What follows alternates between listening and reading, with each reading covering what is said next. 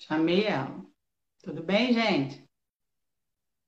Ah, Oh, entrou. pois é, minha grande estreia no Instagram.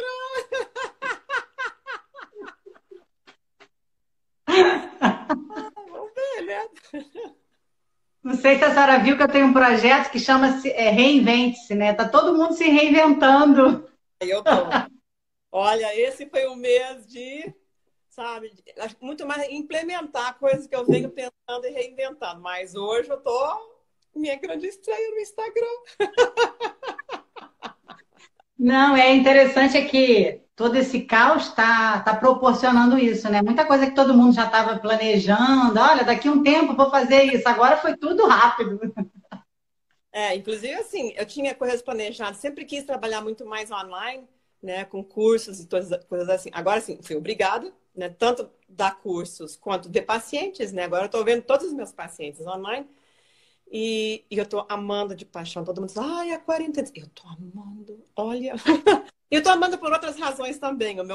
Meu marido teve um pré-infarto 7 semanas atrás, justamente na semana em que ia começar essa quarentena, né?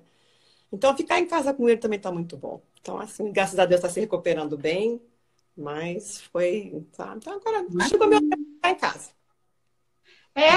No final a gente vê que a palavra de Deus se cumpre, né? Tá, de certa forma, se a gente abrir os olhos, tudo vai cooperar. Vai. Tudo vai cooperar para o nosso bem. Meu marido está aí colocando uma live histórica para mim e para a Ciana. O pessoal está entrando aí. Eu quero primeiro agradecer. Meu nome é Margarete, né? Eu fiz contato com a senhora tem um ano mais ou menos, quando eu descobri que a senhora morava no Brasil, porque eu achava que não morava. Então, senão eu já tinha feito há muito tempo, mas eu tentei, procurei, não achei. Quando a senhora criou o Instagram e depois eu vi que a senhora foi na Lagoinha, eu falei, ela está no Brasil. E aí, é, eu vou contar um pouco assim da minha história em relação ao Pode. livro, Eu porque quero conhecer a história. Eu nunca ouvi, né? Deixa eu ouvir a tua história. então, eu tenho 44 anos, eu sei que o pessoal quer ouvir a doutora falar, ela vai falar, eu vou falar rapidamente para ela me entender e depois eu vou ter a oportunidade de conversar com ela, contar com calma. Mas eu fui criada, né, num lar bastante desestruturado, aquelas histórias de família que a senhora já sabe. Fui abusada na minha infância, mas caiu no mar do esquecimento, aquele abuso não direto. A senhora fala isso no livro. Mas eu tive muitos problemas emocionais a minha vida inteira. Já tentei me matar, eu queria morrer. Muitas vezes eu tinha altos e baixos, né? Tinha época que eu sempre muito sorridente, então tinha épocas que eu estava muito bem e tinha épocas que eu estava mal. Épocas, né? E eu era uma pessoa muito positiva, lia muito sobre positivismo, até que um dia eu tive um encontro com Jesus, vamos pensar. E aí eu eliminei o positivismo, porque eu entendi que não era de Deus. Então eu passei a viver sem positivismo e sem entender a fé, numa religiosidade, e aquilo foi acarretando maiores problemas. A senhora até sabe melhor do que isso. Aí eu tive síndrome do pânico, eu tive fobia, eu tive depressão pós-parto, eu fui tendo outras coisas já muitos anos depois. E assim como a senhora, eu também tive um primeiro casamento que não foi bom. E aí é uma história longa. Eu casei novamente, mas tive sequelas, tanto da minha infância, carreguei para o meu casamento, para esse casamento que eu estou hoje há 17 anos. E quando a minha segunda filha nasceu, eu tive um colapso. Eu, eu meio que veio tudo, todo o passado voltou. E aí eu já estava assim, não que tenha nenhum problema nisso, mas eu já estava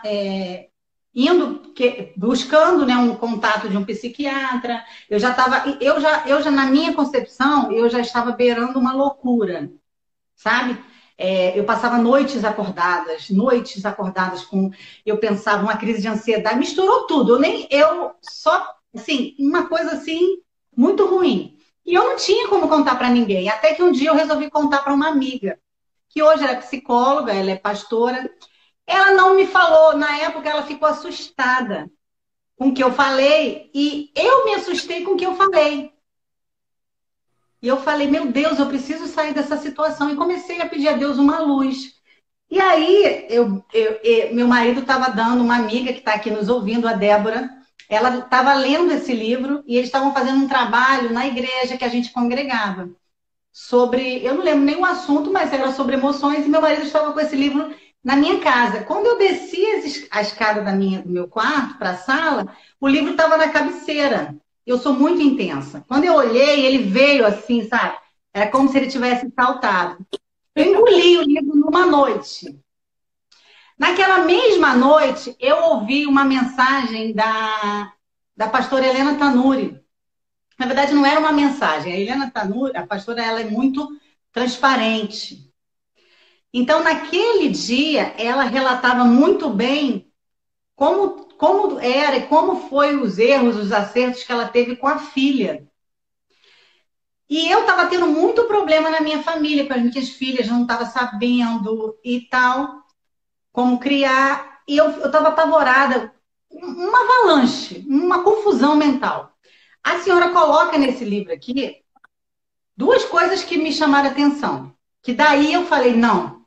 Porque eu achava que era uma coisa que eu ia ter que conviver, que eu não era digna de construir uma família. E eu estava prestes a acabar com tudo. Sinceramente, eu estava prestes a acabar com tudo. Se eu não fizesse algo mais sério, a minha família ia acabar certamente. E eu era muito clara, eu sou muito clara no que eu estou sentindo, e eu falei, olha, não estou feliz. E aí, quando a senhora fala aqui duas coisas, que sem sanidade não existe santidade, e que a diferença entre uma palavra e a outra é o T, aquilo veio rasgando dentro de mim. Eu falei, como isso? Eu não tenho sanidade. Eu fui líder de jovem, eu cuidei de uma igreja, uma juventude enorme, ministério de 7 anos, eu sabia a palavra, eu dirigia, conduzia, mas eu não tinha sanidade mental. Só eu sabia o que eu fazia sozinha. Ao longo da minha vida, eu fiz coisas que eu tenho vídeo que eu digo que das quais eu me envergonho. E aí, a senhora fala um pouco mais à frente, aí veio, a senhora relata, fala, eu falei, nossa, eu tô desse jeito. Foi uma terapia para mim. Quando a senhora fala aqui um pouco à frente, que aqui fala aqui, ó, se a gente foi criada, que a gente é resultado dos comportamentos dos nossos familiares, mas que a gente precisa romper. Quando eu li isso, eu falei, tá nas minhas mãos. Eu preciso fazer alguma coisa. Ali eu rompi com tudo. Só não rompi com meu casamento e minhas filhas. Eu rompi, eu parei igreja, parei ministério, parei tudo. Tudo para começar, para entender esse rompimento aqui. Eu falei, primeiro eu tenho que me acalmar, porque eu estava sobrecarregada de tarefas, de tudo. Eu entrei na máquina da religiosidade, de dar resultado. E eu vou falar que livro é esse: Saúde Emocional e Vida Cristã. E aí, doutora, eu costumo que esse livro ele não é só um livro. Para mim, ele é uma terapia. Eu acho até muito lindo a senhora ter escrito dessa forma. Porque muitas pessoas retêm, né? Retêm para ter o controle da... E a senhora foi tão transparente que se uma pessoa fizer o que a senhora está fazendo, falando aqui, e colocar diante de Deus, olha, ela pode até e deve buscar um profissional, mas ela já vai mudar a vida dela muito. E eu acho isso lindo da senhora. Como a senhora se entregou aqui. E aí, minha vida mudou a partir disso. Aí eu comecei a ouvir entender quem eu era. Eu não sabia quem eu era, não tinha identidade quem eu era em Cristo, não sabia nem quem Deus era. Foi uma mudança muito completa, que começou quando eu resolvi fazer o que a senhora falou aqui. Porque a senhora fala que muitas pessoas não querem abrir mão de como está hoje para receber o que necessita. Né? Então, e semana retrasada, eu acordei e falei assim, olha só como é que começou isso. Eu já tenho feito contato com a senhora há um tempo. E aí eu falei com Deus assim, eu acordei com o seguinte pensamento. Olha que loucura. Eu falei assim, o que o Walt Disney diria numa época como essa? Porque ele era um cara que sonhava. Ele tinha uma outra visão do mundo, eu pensei. Aí eu lembrei de uma frase dele que diz assim: se você pode sonhar, você pode realizar. Essa frase. Mas eu me lembrei que a Bíblia diz que tudo é possível ao que crê. E que você é aquilo que você pensa que é, né? E aí foi quando eu falei, Senhor, eu tenho tanta coisa para viver e eu tenho feito um trabalho para ajudar as pessoas a entender que é possível sair dessa situação, a viver uma vida melhor. A senhora fala isso aqui, uma vida abundante, um casamento feliz, em todas as áreas, sexual, tudo. E eu falei, eu quero muito de presente. Foi da onde eu pedi, que eu queria conversar com a senhora, contar e abençoar outras vidas. Eu falei, eu vou mandar para ela. Aí uma amiga minha que está aqui, ela falou assim, ó, você é dessas, né? Manda que... Eu sei que tu vai mandar, mas não... foi rápido até a sua resposta. Eu chorei pra caramba. Não por... Porque para mim a senhora é importante. Sem te conhecer, eu dei os seus livros, e eu tive, na época, eu comprei assim uns 30 livros, eu dei esse livro para muita gente, eu falei, leia, você está precisando de ler. Só que algumas pessoas falam para mim assim, mas como que você conseguiu? É como se a senhora fala isso também, nem todo mundo recebe, eu não sei, a senhora da área deve saber melhor do que eu, mas eu estava sedenta. E aí é isso. Mas fala um pouco, né? Acho que deu para a senhora entender por que eu sou Deu. apaixonada por isso. Bom, eu acho que assim, em primeiro lugar, eu quero te agradecer, né? Como a gente estava conversando antes, essa aqui é minha grande estreia no Instagram. Eu estou aprendendo também, depois a gente vai aprendendo. Né? A gente nunca é tarde para aprender, né? Mesmo com meus cabelos brancos, a gente, né, vai aprendendo, porque a gente precisa aprender. Inclusive, precisa aprender, inclusive, para sarar, né? Eu acho que a gente nunca termina de sarar completamente nessa vida. Eu acho que só na próxima, quando a gente estiver com o Senhor. E eu, esse foi um segundo livro que a Ultimato colocou. Algumas pessoas perguntam, né, onde é que tem o livro? O livro, o meu primeiro foi Quando o Vínculo se Rompe, que foi sobre o meu divórcio, que a editora Ultimato soltou. E depois eu fiz esse compêndio de uma série de coisas que eu vinha trabalhando naquela... esse daí mesmo. Tô Olha, tem mais um. Né? E é engraçado, né? Porque quando eu tinha... Deixa eu voltar atrás. Quando eu tinha...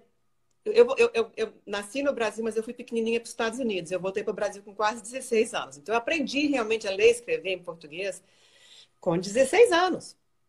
Eu apanhei um bocado, né? Então, levei uns 2, 3 anos a perder sotaque, aquela coisa toda assim.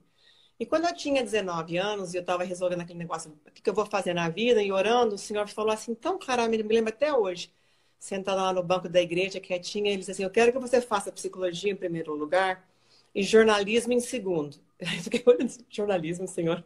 A única língua em que eu sei escrever, ninguém nesse país sabe ler. Mas ele já tinha falado os baratos dele, então ele ficou calado, que eu tinha dito o que tinha que dizer. E apesar de que eu entrei para a faculdade de psicologia, fiz para jornalismo, passei, mas, claro, não podia fazer isso tudo. Né? Foram, acho que 20, 30 anos depois, quando começaram a sair esses livros, que eu disse, mas não é que eu virei autora, não é que eu virei, não digo jornalista, mas escritora, né? Então, o livro nasce também assim, de coisas que eu escrevo muito a partir de mim mesma. Assim, eu prego primeiro para mim, assim, as primeiras coisas são para mim. Né? E, claro, como psicóloga, né, tô sempre nessa busca de entender melhor o que é. E essa frase de que sem sanidade não tem santidade me veio no Equador. Assim, eu acho que assim, eu acordei um dia com isso daí. E é interessante porque em espanhol, né, a cura emocional é a sanidade, né, a sanidade mesmo. E a diferença entre sanidade e santidade é a cruz de Cristo. Né? É isso que nos faz realmente, né, sarar. E foi assim, meu marido às vezes perguntava, inclusive o pastor que me acompanha a vida inteira, disse, eu não consigo entender por que o evangelho não transforma a vida das pessoas em certas culturas. E pastor, porque não cura as farpas. Não cura as farpas, dá salvação. Ora para curar o corpo e não cura a alma, não cura o coração. E se nós não ajudarmos as pessoas a sarar nas suas farpas, elas não vão andar retamente. Santidade não é um negócio assim que inatingível. É um processo. É um processo ao qual o Senhor nos chama, né? Sede santos como eu sou santo. Mas é um processo que a gente tem que desenvolver. E a gente, né, o São Paulo dizia assim, as coisas que eu quero fazer eu não faço, o que eu não quero fazer eu acabo fazendo. Gente, quantas vezes já me disse isso? O que são? As farpas no coração. E de onde é que vem isso, né? Vem da nossa infância, das nossas famílias, né? Como a gente foi criado, o que nos disseram, as mentiras em que a gente foi acreditando, as experiências difíceis pelas quais todos passamos. E mesmo assim, eu tenho a bênção, né? Eu sou sexta geração de evangélica. Eu me lembro da minha bisavó lendo a Bíblia, né? E o avô dela já era convertido. Mesmo assim, isso não é a vacina, né? Porque eu acho que assim, nós não vivemos no mundo perfeito. Mesmo os nossos pais fazendo o melhor que eles podem de nos ensinar a andar nos caminhos do Senhor, tem coisas complicadas. Eu tive uma vida muito difícil quando infância, né? Filho de imigrantes, num país estrangeiro, um casamento difícil dos meus pais, que acabaram se separando, inclusive, depois eu tive aqui há 20 anos. E tudo isso deixou também as suas marcas. Então, foi muito assim, as coisas que eu fui aprendendo, não só para mim, mas também para os meus pacientes, né? Como é que eu vou ajudar as pessoas a sarar? Né? E o que ficou muito claro para mim, se a gente não tirar as farpas do coração, se a gente não curar essas dificuldades da nossa alma, a gente não vai andar em santidade. E essa santidade vem da cruz do Senhor. É o que nos dá o poder, nos dá a força, a persistência, a disciplina, né? Quanto mais eu me convenço de que eu preciso agradar ao Senhor, quando um dia eu vou chegar lá e Ele vai perguntar, Daísli, como é que foi sua vida? Eu vou responder para Ele, não vou responder para fulano, beltrano, cicrano, né? Eu vou responder, Senhor, foi assim, foi assado. Eu já sei como é que foi. Mas Ele quer ouvir de nós. Então, foi muito importante, assim, entender essa coisa. E isso é uma expressão que pegou realmente, e as pessoas têm feito bom uso disso, graças a Deus. Não, eu acho interessante que a senhora fala isso no livro, mas tirar as farpas dói demais. E a senhora acredita que por causa da dor é que as pessoas abrem mão desse processo? Porque a senhora até cita, eu li o livro várias vezes, então eu sou capaz até de reescrever ele. Linda. Aqui a senhora fala que a recuperação leva tempo. Como quebramos uma perna, passamos dias ou meses com gesso e tudo. E às vezes a gente acha que é rápido, e por achar que é rápido, a gente interrompe, né? Mas eu vejo que, eu não sei, eu acho que a dor é grande demais. É por isso que as pessoas fogem, né? Não sei. Eu acho que assim, curar tem um preço. Como tudo na vida tem um preço. Viver mal também tem um preço, né? Às vezes as pessoas dizem assim, a vontade de Deus é boa, né, perfeita e agradável, mas hoje está difícil. Eu olho assim, experimenta o outro lado, então, para ver como é que fica, né? Muito mais difícil. Se a vontade de Deus, que é boa, perfeita e agradável, às vezes nos leva para uns caminhos difíceis, nos vales, né, da sombra da morte, imagina viver do jeito que a gente vivia antes de conhecer Jesus. Mas eu acho assim, tem um preço, né? Tem um preço viver bem, tem um preço viver mal, né? Porque viver mal também é custoso, né? As pessoas que vivem, por exemplo, no alcoolismo, em adições, ou no quarto casamento, realmente assim, viver mal também tem um preço. Mas eu acho que para viver melhor, a gente tem que realmente ter aquela coragem de olhar para as nossas coisas. Eu acho que todo o processo de cura, e eu falo isso no livro, tem 3 momentos. Tem o diagnóstico, em que a gente tem que identificar o que eu preciso sarar, o que tem de errado. E, assim, bem definido, um problema bem definido, está meio resolvido. Às vezes as pessoas vêm, eu faço a primeira sessão com elas e tomo a história e eu explico, olha, o que está acontecendo é isso, e para sarar tem que fazer assim, assim, assado. E eu dou o mapa da navegação, a pessoa, ela sai aliviada. Ela não saiu curada, mas ela saiu assim com esperança. Tem um mapa? Tem um mapa de navegação de como é que a gente pode fazer isso, né? Então, esse é o primeiro passo. Aí tem o segundo passo, que é uma terapêutica. Aí que negócio, boca torçurrado. Porque às vezes significa realmente ter que visitar esses lugares difíceis, essas experiências dolorosas. Mas eu digo assim, nós vamos fazer isso pela última vez, porque esses lugares existem e até a gente sarar e limpar, eles vão continuar existindo. Então, se você não limpar, eles vão existir sempre. Quer você entre em contato, quer não, eles estão lá, purgando. Você vai visitar esses lugares pela última vez e você não vai fazer isso sozinho, porque eu vou junto. Eu vou junto com você. Você não vai fazer isso A senhora sozinha. fala isso, né? A senhora fala de pus emocional, né? Achei sensacional. E é Porque isso ela mesmo. fala aqui, ó. As É, farpas, né, são uma inflamação na nossa alma. Né? Deus não nos criou para ter farpas, Ele nos criou para viver em santidade, perfeitamente. Deus nos criou para um mundo perfeito. Nós carregamos essa marca da perfeição. A gente espera que as pessoas sejam boas conosco, espera que as pessoas não nos vão trair. a gente estava falando, enquanto ela não entra, tem um trecho nos livros que diz assim, ó, feridas emocionais, quando não saram da forma apropriada. Aí aqui diz assim, ó, são como feridas físicas. A diferença é que não se vê a ferida emocional com a clareza que se vê as físicas. Os fatos que causam feridas emocionais nas pessoas são como as farpas no coração.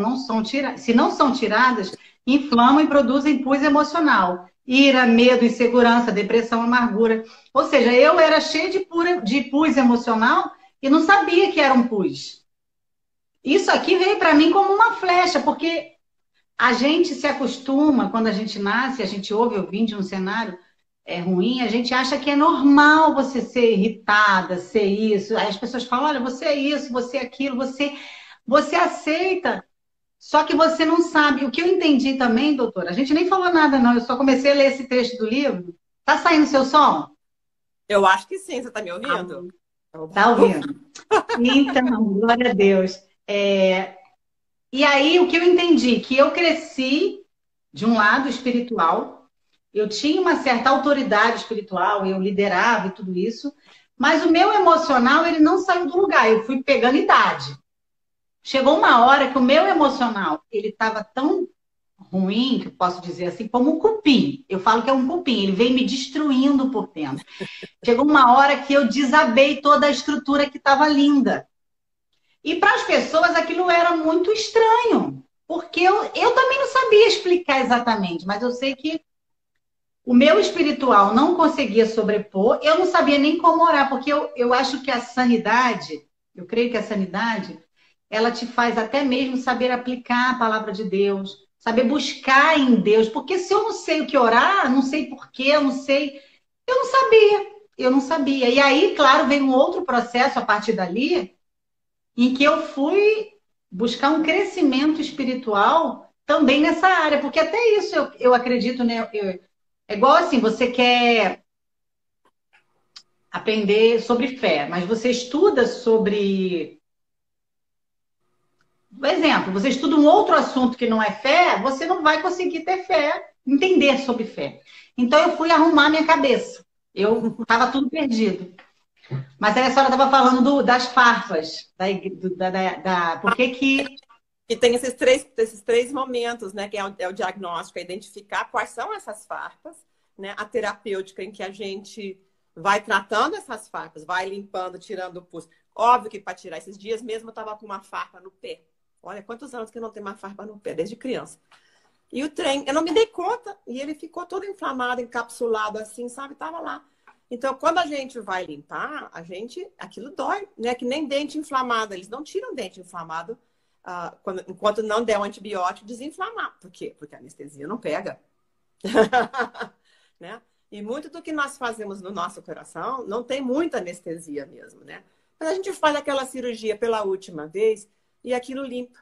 E aí a gente consegue começar a fazer também, então, o terceiro processo, que é assim, convalescência, né? Aprender novas formas de viver. Se aquela forma de viver não servia, então a gente tem que, né, aprender uma outra forma. Não adianta ficar insistindo do mesmo jeito, porque a gente não vai ter resultados diferentes, né?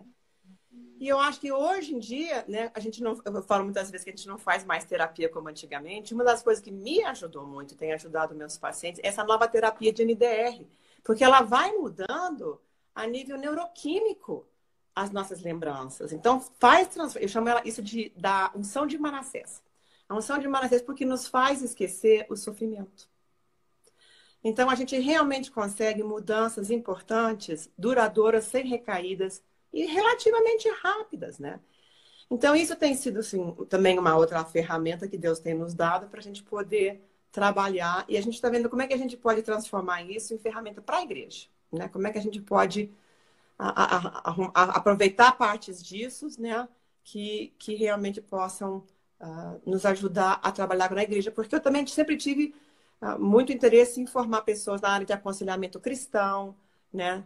Na área de ajuda emocional, realmente. Né? Então, assim, o coração, a gente tem que curar essa parte da nossa alma, chama assim, a gente tem o espírito, a alma e o corpo. A alma foi muito esquecida. E as pessoas acham assim, ela não vive melhor porque ela é malandra, ela não quer mesmo melhorar. E a gente já cansou de falar. Não é, sabe? É aquela fábula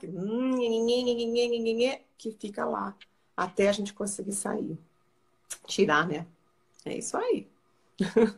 Agora, a senhora acredita que...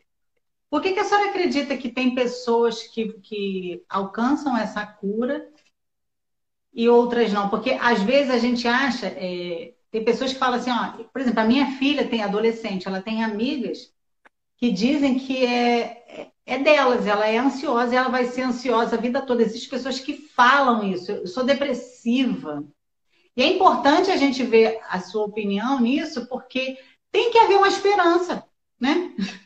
Tem sim, né? Eu acho que assim, a ansiedade, a gente tem, com esses novos estudos que a gente faz na neurobiologia, que não é meu forte neurobiologia, mas a gente tem que estudar, né? Uma das coisas interessantes, a ansiedade mora numa parte do nosso cérebro, bem no miolo, que eles chamam de sistema límbico, que é onde nos dá a sensação de perigo, tá? Pensa um pouquinho como é a ansiedade, né? A sensação que a gente tem, ai, o céu está caindo, o céu está caindo. Eu estou em perigo, meu coração dispara, muito dos mesmos sintomas de quando a gente está em perigo. Ou então às 3 horas da manhã, quando todos os fantasmas vêm no pé da cama para nos atormentar, dizer assim, vamos acordar e ficar ruminando sobre todas as coisas que poderiam dar errada. Dar errado. Não é assim? Essa é a ansiedade.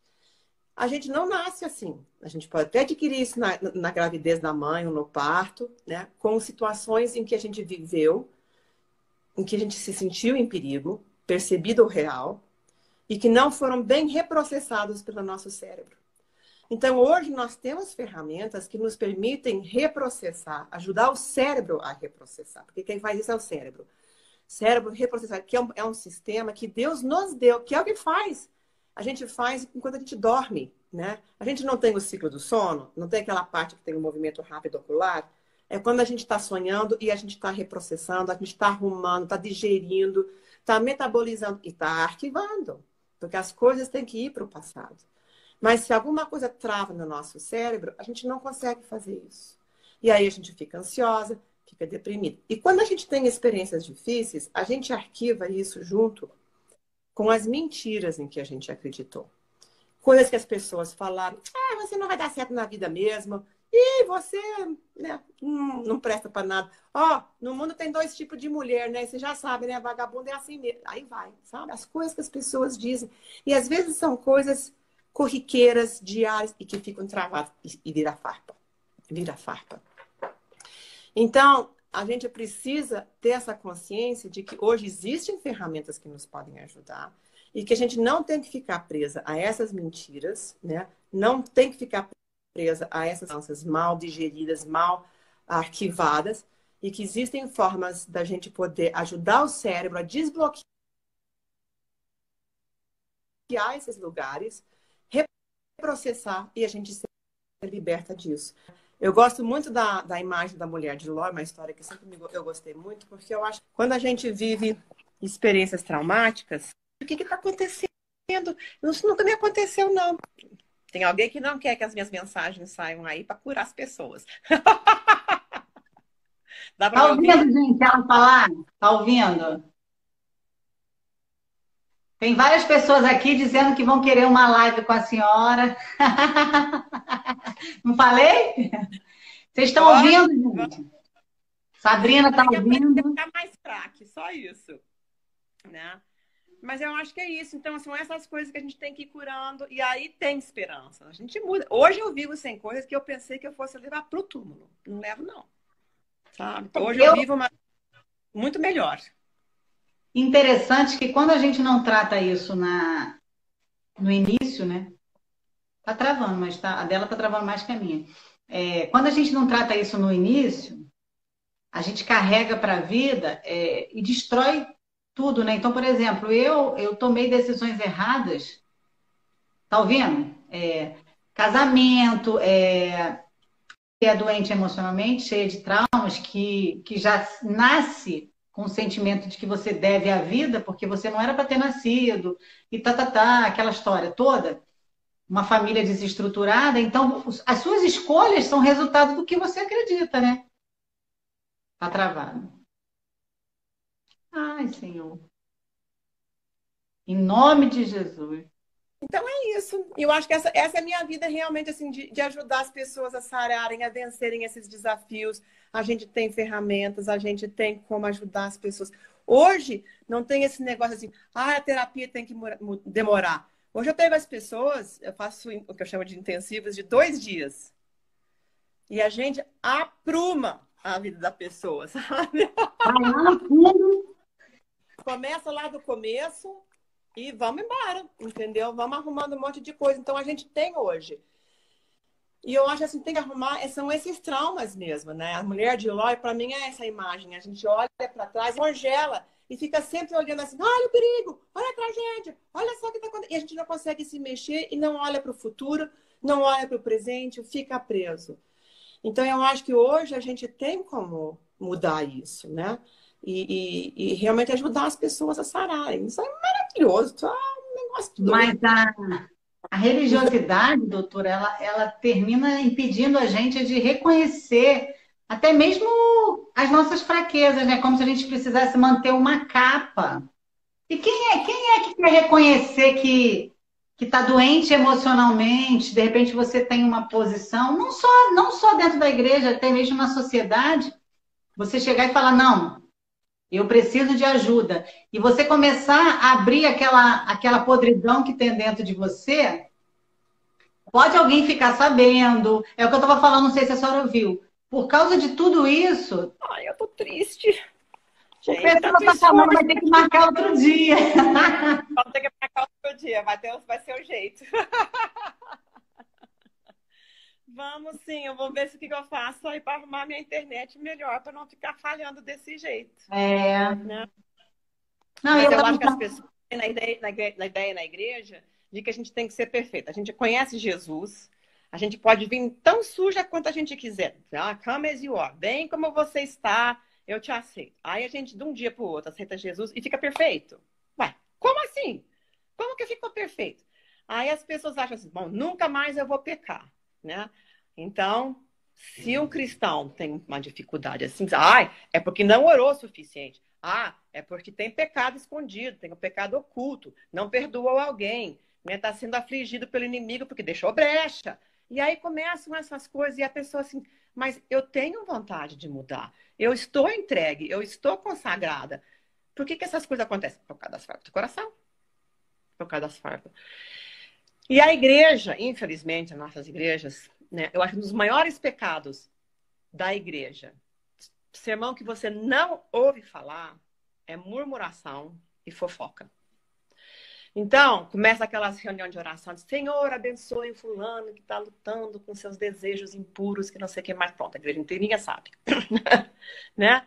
Então, assim, a gente tem medo, inclusive, de falar as coisas, né, para o pastor, nem precisamos para os pastores, mas assim, buscar ajuda com os líderes, né? E de repente faz reunião de líder e os 12, 15, 20 líderes ficam sabendo. Daí, como ele também tem uma melhor amiga, tem a esposa, aí eles comentam com a esposa, não conta para ninguém, hein? E aí vai, mas não conta para ninguém, a minha melhor amiga do melhor amigo. Minha avó já dizia que a melhor amiga tem a melhor amiga, tem a melhor... Aí vai, perdeu, né?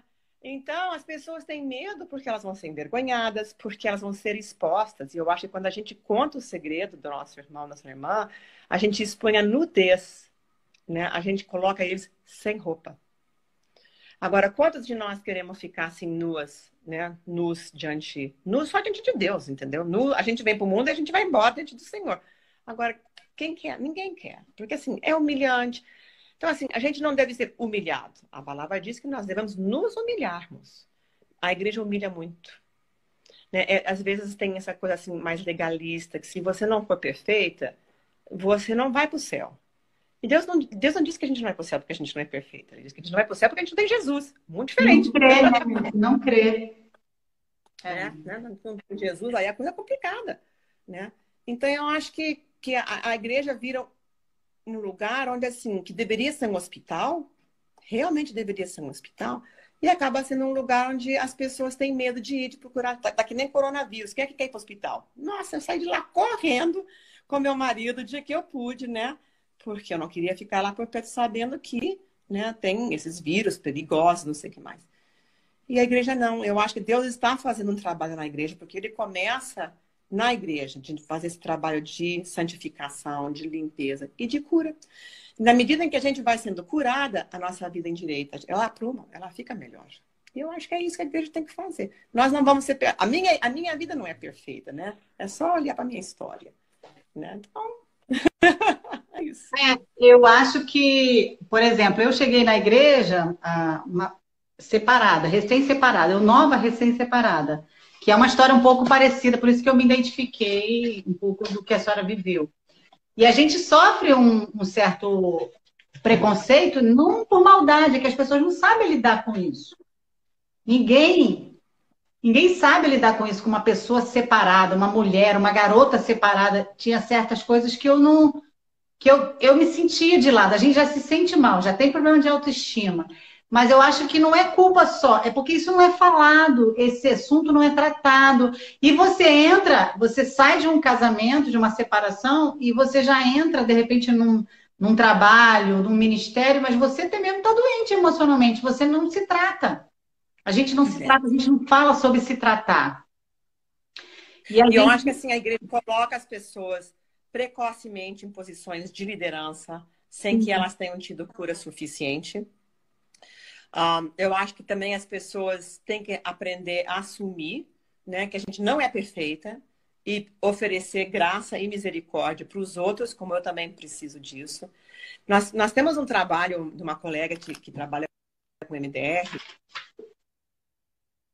onde elas vão para uma igreja, elas fizeram isso com uma igreja lá no Norte, Nordeste, não me lembro onde. Essa igreja é muito grande e os pastores entenderam a importância de curar e a importância do que o MDR pode fazer. Elas foram com uma equipe, passaram uma semana lá, doaram o trabalho, as passagens, a igreja bancou a alimentação, a hospedagem, ficaram lá. E ofertaram 300 horas de atendimento para os casais pastorais. Agora, me diz uma coisa. O que acontece com uma igreja quando a liderança se cura? Quando a liderança tem visão disso, entendeu? E a gente tem visto. Eu li um livro recentemente, assim, onde um profeta via assim, Deus nos dá a glória, né, para a gente poder, inclusive, ser curada com essa glória. Mas que muitas vezes a nossa liderança está cheia de buracos, que são esses lugares que não foram tratados. E a glória se escorre, vaza por ali, vaza. Então, se a gente puder curar a nossa liderança, imagina o que isso significa para as ovelhas, né? E eu acho que, assim, eu tenho muito esse compromisso, né? Porque eu venho de uma família de muitos líderes, onde se meu pai tivesse sido tratado com as coisas que eu sei tratar hoje, meu pai não teria deixado o pastorado. Meu pai era um homem chamado. Ele era um homem que tinha um chamado, ele tinha os dons, ele tinha isso. Mas não tinha nessa época, né? Então, hoje eu quero ajudar esses pastores, essa liderança, a ter o que meu pai não teve e que eu tive, né? Eu tive essa bênção, vivi tempo suficiente para encontrar as ferramentas que a gente pode ter para conseguir viver melhor.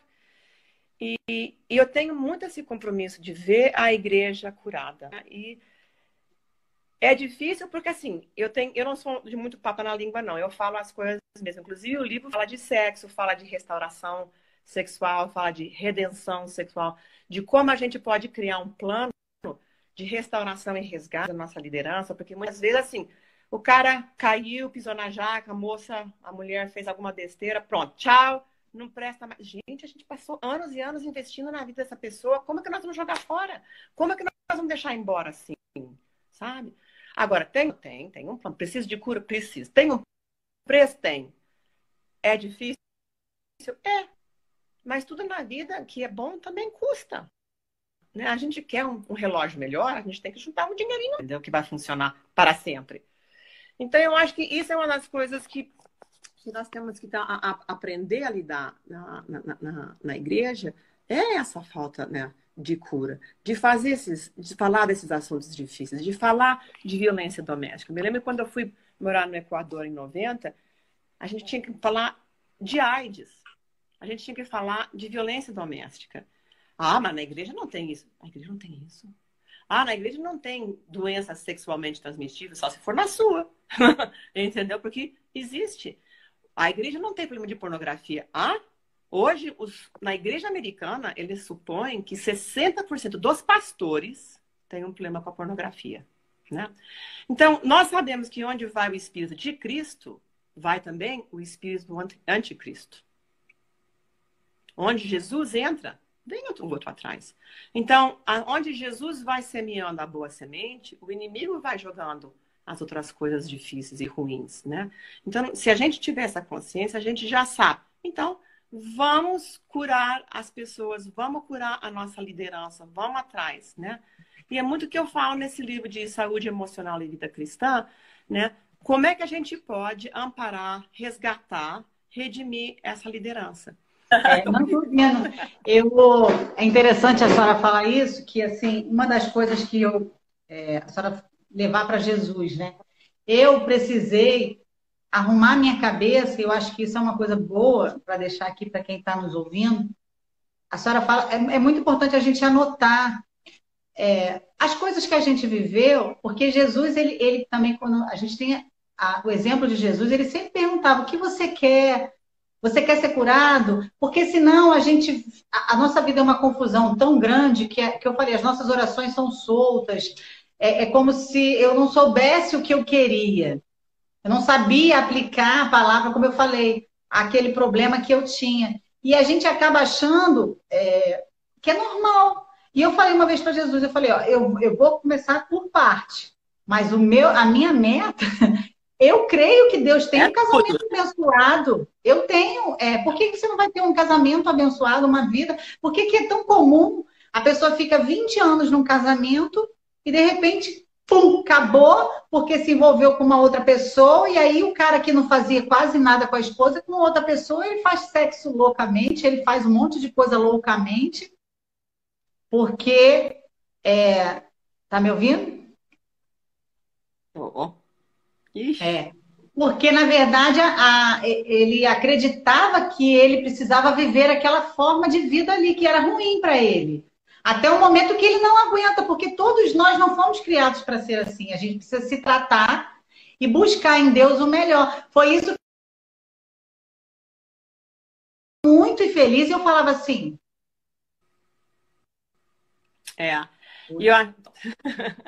E aí eu falei, não. E aí, o que aconteceu? Eu estava até falando com a minha filha ontem.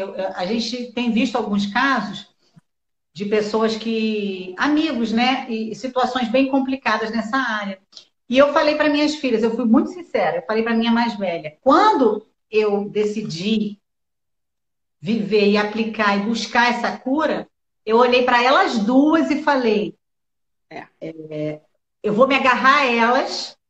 Naquela hora não tem amor por marido, por nada, não. Estou falando sinceramente, porque tudo você vai adoecendo tanto.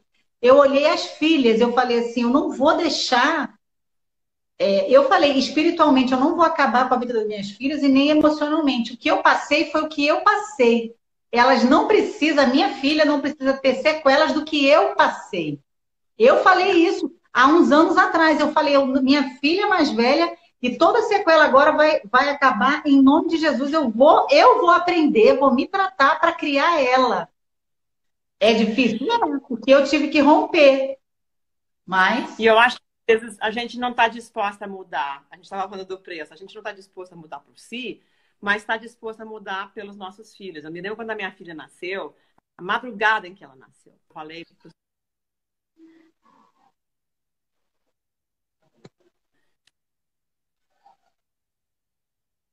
senhor faz o que o senhor tiver que fazer para eu me transformar na mãe que essa criança precisa ser.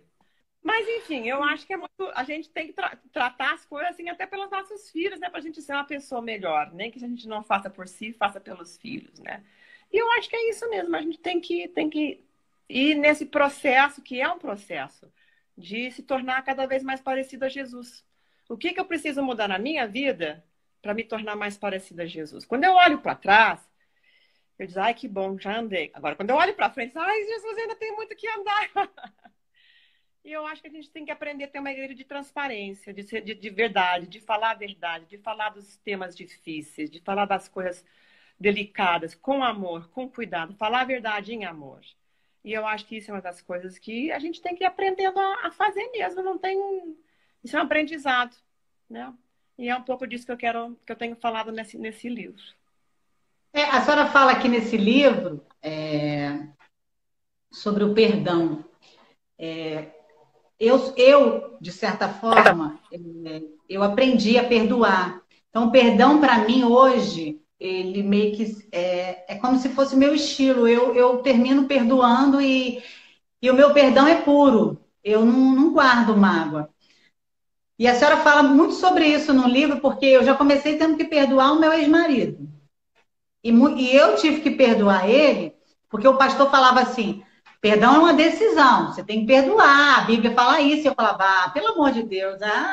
Aí um dia eu peguei o telefone e liguei para ele. Falei, olha, eu te perdoo. Aí ele falou, você tá maluca? Eu falei, não, eu te perdoo e te peço perdão, porque no final, todo mundo erra, né? No final de um casamento. E aí, mas e por quê? Porque eu também tive que reconhecer que eu fiz as escolhas erradas. Eu falei numa hora, não sei se a senhora me ouviu. Por conta da dependência emocional, dos traumas, eu me sujeitei a relacionamentos que eu não tinha que ter aceitado.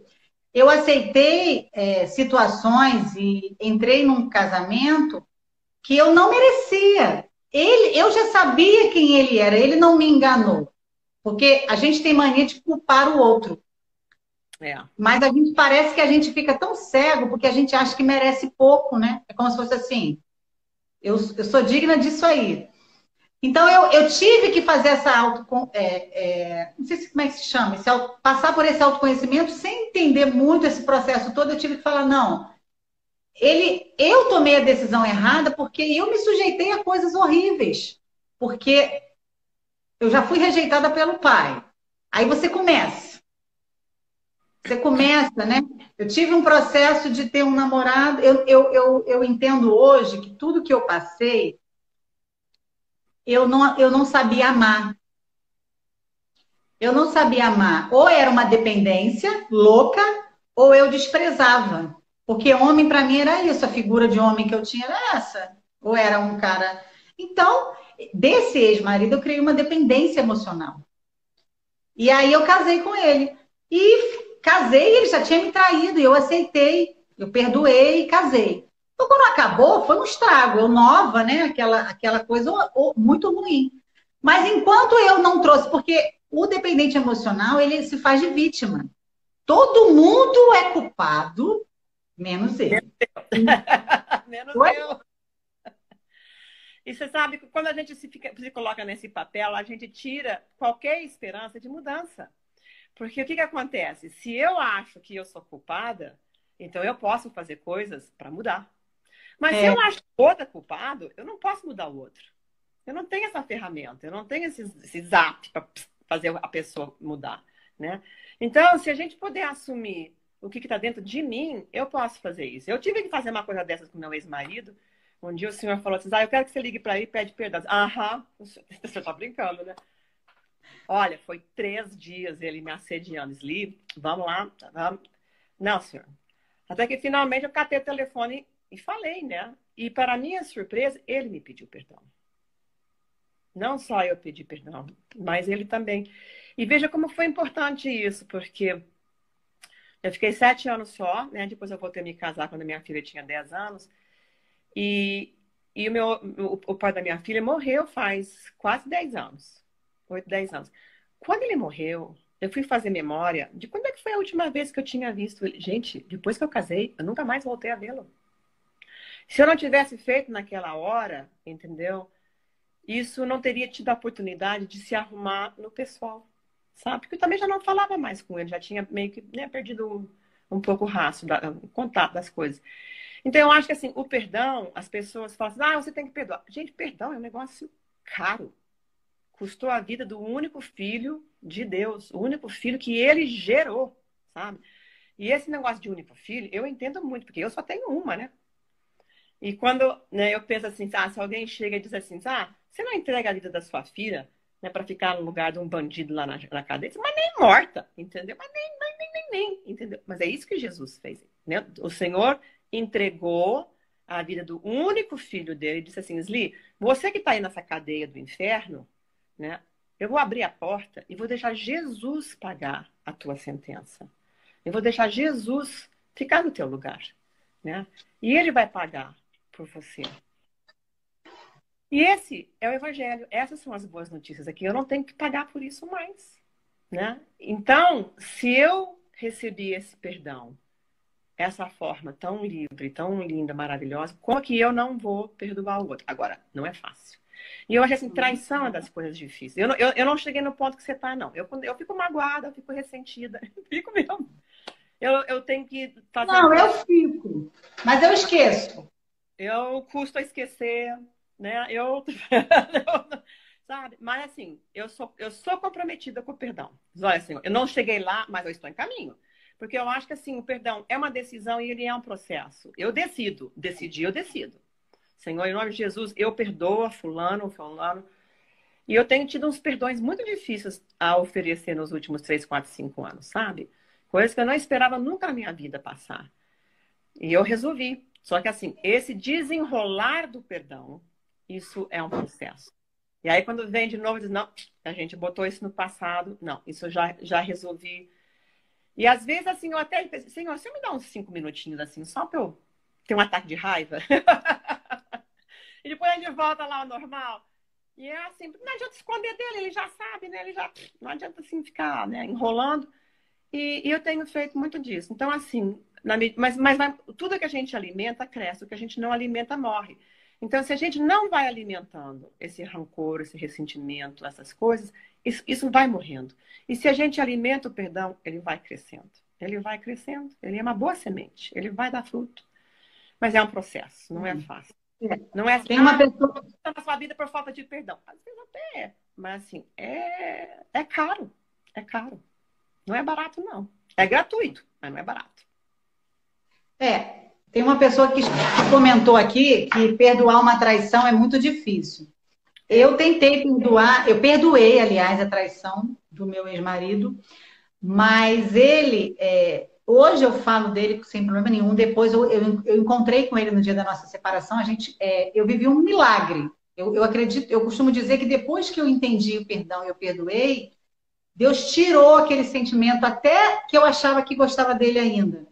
Foi libertador. Eu falo que o perdão é por mim, primeiro. Porque o perdão, ele agarra a nossa vida. A falta dele, né? Ele vai matando a gente por dentro. Mas eu tentei viver com ele, mas ele não fazia muita questão. Então eu já tinha autoestima baixa. Ele já não era uma pessoa que me valorizava. Então, o perdão, você perdoar e daí conviver com a pessoa de novo e fingir que nada aconteceu, aí já é um outro desafio, né? Esse perdão de, não, eu te perdoo, agora eu confio em você e vou continuar, o nosso casamento vai ser lindo e perfeito. Aí tem muita coisa envolvida que tem uma pessoa que está comentando. No meu livro, inclusive, de saúde emocional, eu falo, tem um capítulo aí que eu falo sobre esse processo de recuperação, restauração na igreja. Tem um pastor que dizia assim, que demora tanto tempo para a gente se recuperar e perdoar no casamento, quanto durou o caso, o affair, né? O caso extraconjugal. Então, se foi um dia, é um dia. Se foram 5 anos, vai ser 5 anos, porque leva esse tempo todo. Porque a gente tem que aprender acreditar e confiar na pessoa. E isso assim, leva tempo. É um dia assim, é olhar e ver que ele disse que ele ia voltar a tal hora e ele voltou. Ele disse que não ia ligar mais, ele não ligou. Ele disse que não ia fazer tal coisa e não fez. E isso leva dias. E esse pastor, tem um pastor que era psicólogo, Ele escreve um livro muito interessante, é um outro. E ele transou com uma paciente dele. Aí que fica bom mesmo. Então, ele era pastor, ele era psicólogo, ele era autor, ele era líder da igreja e pisou na jaca. Claro, descobriram, ele perdeu o CRP dele, porque nos Estados Unidos você perde. Né? Se ela faz uma denúncia dessas, você perde o seu CRP. Então, ele perdeu o ganha-pão. 2. Ele perdeu o respeito à igreja. Perdeu o seu lugar de liderança. Né? E quase perdeu o casamento. Né? A mulher já estava a ponto de se separar. Mas ele se dispôs a se arrepender e entrar num processo de recuperação. O processo levou 2 anos. Né? Então, assim, ele teve que virar ovelha e sentar no banco de novo. E às vezes as pessoas que estão numa situação dessas, elas vivem isso como um castigo. Mas não é, são as consequências do nosso pecado. Né? E a gente tem que, né, se humilhar, a gente tem que se humilhar debaixo da mão do Senhor, se algum dia a gente quiser que ele volte a nos exaltar. Um dia o pai dele veio visitá-lo, o pai dele não tinha essas coisas assim toda com psicologia não, sabe? Achava assim, mas... Aí, numa conversa muito interessante que os dois tiveram, o pai dele virou para ele e disse assim, eu sei por que você traiu a sua mulher. Disse, é mesmo? Disse, por que, pai? Pensando assim, bom, agora vão sair pérolas de sabedoria, né? Disse, porque você quis. Você fez porque você quis. Ninguém botou uma pistola na sua cabeça e diz, faça. Né? Você foi escolhendo. E eu acho que isso é uma das coisas fundamentais. O trauma nos tira a capacidade de escolher entre o bem e o mal, que é dos primeiros dons que Deus nos dá no jardim. Ó, tá aqui a arvinha. Se você comer, tem essas consequências. Se você não comer, tem aquelas consequências. Agora resolve o que você vai fazer. E às vezes são essas pequeninas decisões que vão virando a decisão que desemboca realmente no abismo. É aquela coisinha pequenininha, aquela primeira. É a primeira. É o primeiro telefonema. É a segunda vez que você olha, né? É alimentar uma situação quando você sabe que a prudência está te dizendo sai daí, foge, foge, foge. Né?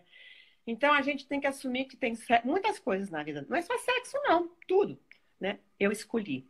Se eu não escolhi, é porque eu tenho falta de escolha. Se eu tenho falta de escolha, eu tenho uma farpa naquele lugar. Se eu não estou sabendo, se eu não estou conseguindo escolher melhor, é porque existem coisas na minha vida que estão me empatando de fazer uma escolha, então eu preciso tratar. Eu preciso sarar daquele negócio, porque Deus nos dá a capacidade de escolher entre o bem e o mal. É isso. Verdade. Nunca, eu tinha um pastor que dizia, ninguém tá por aí oferecendo, do nada acordou no motel. Não é assim, né? Não. Isso não aconteceu Não? de hoje. Né? A gente não foi arrebatado por um negócio desses. O que eu tenho aprendido também é que eu que sempre tive essa tendência no passado de certa forma, me fazer de vítima, enquanto eu não entendi que aquilo que cabe a mim eu consigo mudar, e aí eu sigo a minha vida, o outro eu não consigo. Então, o que o meu ex-marido fez, ou que qualquer outra pessoa fez, diz respeito a ela, a quem ela é, e não a mim. Então, eu decidi, eu não fui forçada, eu decidi casar, embora as circunstâncias não eram tão favoráveis. Se eu tivesse sanidade mental, eu não teria tomado aquela decisão. Mas eu não tinha. Então, também não adianta me culpar e nem ficar pensando no passado. Foi algo que, naquela época, eu decidi. Isso demorou, claro. Mas quando eu perdoei, na época, ele não quis mudar. Então, ele não quis fazer essa parte que a senhora falou, do processo. Aos poucos, eu vou provando e tal. Então, hoje, esses dias eu me magoei também em uma situação e a minha filha falou, poxa, mas fulano falou isso. Eu falei, filha, falou. Só que eu aprendi a passar o que a pessoa fala pelo filtro daquilo que Deus diz a meu respeito. Se não, isso demorou, tem 44 anos. Se fosse antes, eu estava destruída, porque aí a rejeição despertava em mim uma necessidade de ser aceita. E aí eu ia atrás da pessoa. Por que você não me aceita? Por que você está dizendo isso de mim? Olha que louco isso. Alguém quer fazer alguma pergunta? O nome do livro, Saúde Emocional e Vida Cristã, Curando as Feridas do Coração.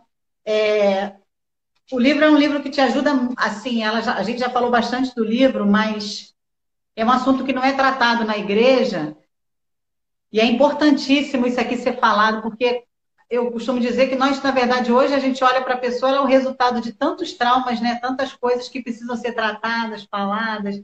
Aqui ela dá muitas dicas de como tratar, como falar, com quem falar. Ela até fala sobre isso. Também falei demais, fui envergonhada lá na frente, passei por tudo isso. Esse livro parecia que era a minha vida. O pessoal fala assim, sabe? Parece que ele é meu diário, né? Porque é a minha vida, né? São as coisas É, ou eu passei diretamente, que muitas delas eu passei mesmo, e outras assim, eu acompanhei muito de perto, né? Vi as consequências, vejo o trato. Então, realmente assim, né? A vida é isso. E eu acho que assim, é ser honesta, é ser transparente, é contar a verdade e não ter esse medo de falar das coisas assim difíceis, os temas difíceis na igreja. É isso mesmo. tem Da uma coisa editora aqui que a senhora fala. pode comprar online, é da editora Ultimato, dá para comprar online. A gente até tem o livro aqui na editora, mas nós não temos como mandar pelo correio, tá todo mundo de quarentena. A gente não manda nada pelo correio. Eu tenho uma coisa aqui que é muito interessante, que quero deixar essa observação. Eu tive traumas que eu passei que caíram no esquecimento, como eu falei no início, no esquecimento. E a senhora fala isso aqui no livro, que fica no subconsciente. Tem coisa que você fala assim, eu não lembro mais direito e tal. Aí tem coisa que você fala assim, melhor nem falar nesse assunto. É melhor falar, né? Já falar. É melhor quando a gente, assim, o nosso cérebro traz isso à tona quando a gente estiver pronta para tratar.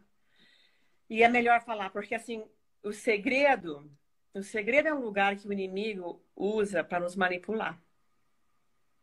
Por isso que no AA, nos Alcoólicos Anônimos, qualquer desses programas de 12 passos que eu aprecio muito, eles falam assim, você precisa contar as coisas mal feitas que você fez para um outro ser humano de confiança. Não tem que botar no rádio, mas você tem que romper o segredo, né? Então aí ele vira uma confidência, né?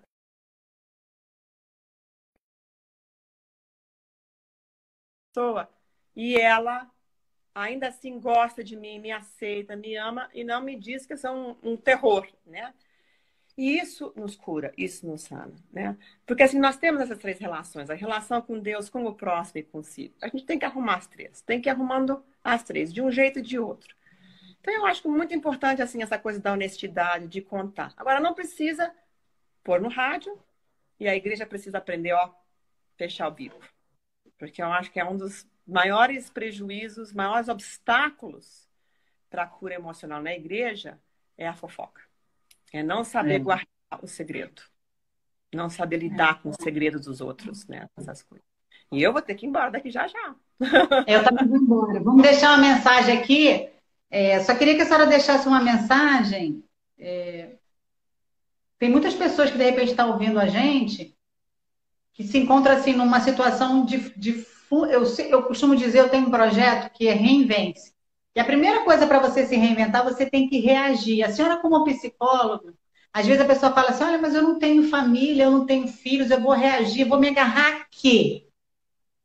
O que a senhora falaria assim: olha, quem está querendo desistir, que está nos ouvindo, se agarra a quê? Para pelo menos entender que vale a pena ela lutar, né? Entrar por esse processo que é doloroso.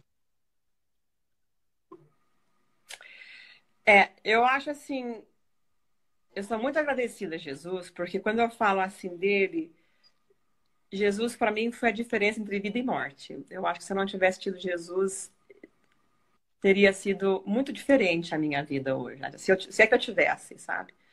Então eu acho assim, a gente, em primeiro lugar, se agarrar de Jesus. Segundo, fazer amizade, né? Uma das coisas que eu aprendi depois do meu Anota divórcio, aí, gente, anota. uma das coisas que eu aprendi depois do meu divórcio é que a gente pode viver sem marido, mas a gente não pode viver sem as amigas, sabe? A amiga é muito importante, gente. A amiga é bom demais.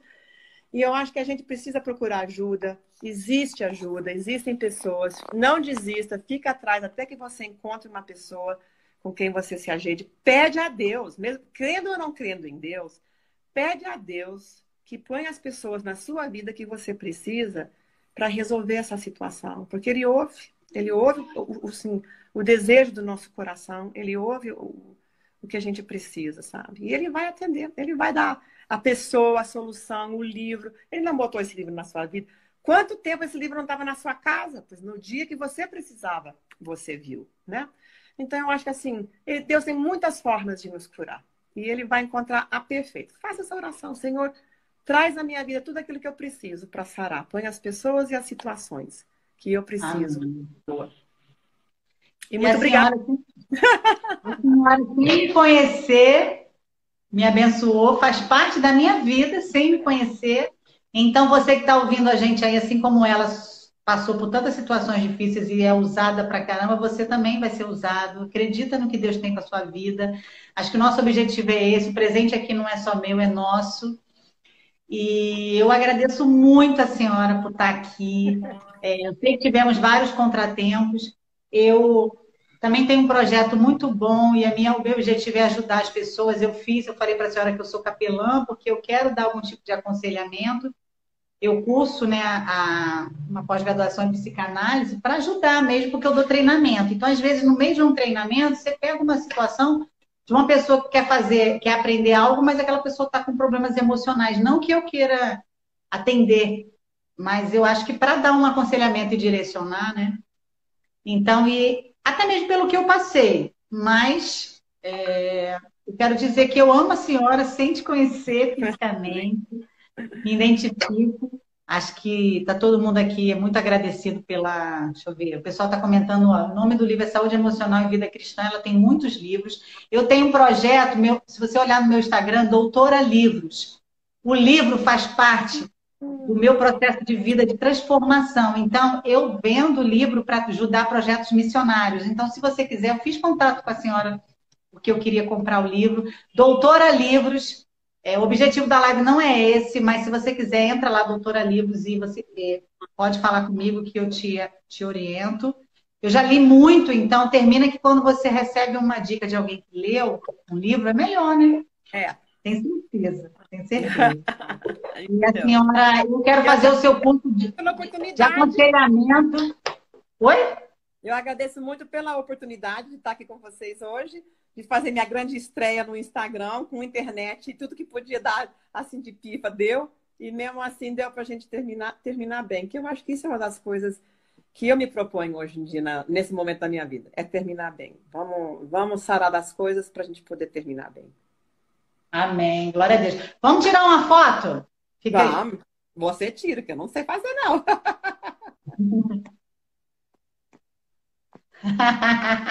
Beijo, gente. Deus abençoe. Olha, nós oramos pelo seu marido, declaramos saúde plena sobre a vida dele, restauração completa, em nome de Jesus. E eu quero fazer o seu curso de aconselhamento, hein? É um curso? Vamos fazer. É um curso? É um curso? Olha, eu já tive esse curso, já ofereci muitas vezes, eu preciso atualizar, mas é um curso. Eu quero fazer. Minha amiga Débora também quer fazer. O pessoal não me fala que eu tenho que. O meu legado é ensinar e passar isso adiante.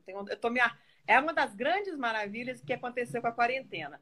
É de eu poder ficar em casa, mudar de vida e poder me reorganizar em relação a projetos que eu tenho. Um deles é este. Eu quero fazer. Deus abençoe. Tudo de bom. Deus abençoe. Muito obrigada mais uma vez. Tchau.